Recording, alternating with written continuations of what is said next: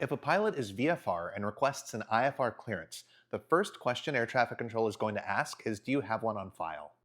Admit it, the first thing you thought I was going to ask is, are you IFR rated? Well, air traffic control isn't the police of if you're IFR rated or not. If you're asking for an IFR clearance, I'm going to give you an IFR clearance. And that's a pretty big misconception. And really, the reason we ask if we ask is if you're only VFR and you say no, then now you're an emergency if you're flying into IFR or IMC. Then I'm going to provide you priority handling to get you out of that weather.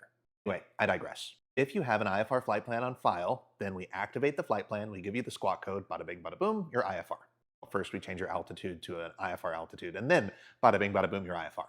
But if you do not have your IFR flight plan filed, what is air traffic control supposed to get? Well, if you're already on flight following, then I know where you are, you're already radar identified. I'm still going to change your altitude to an IFR altitude. I'm going to clear you from wherever you are direct to point beyond, to your airport or to a fix. And that, for all intents and purposes, makes you IFR because you are IFR. I gave you a clearance. But the back-end IFR paperwork still has to be done, which is all of the stuff that you fill out when you're actually filing an IFR flight plan, which, as this commenter said, the controller asked all of that information, which means that controller was probably not very busy at all.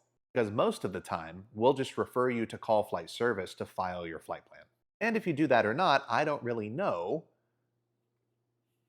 Ultimately, that's the pilot's responsibility to file an IFR flight plan fully and completely. Let me know your thoughts and comments down below, and don't forget to follow for more.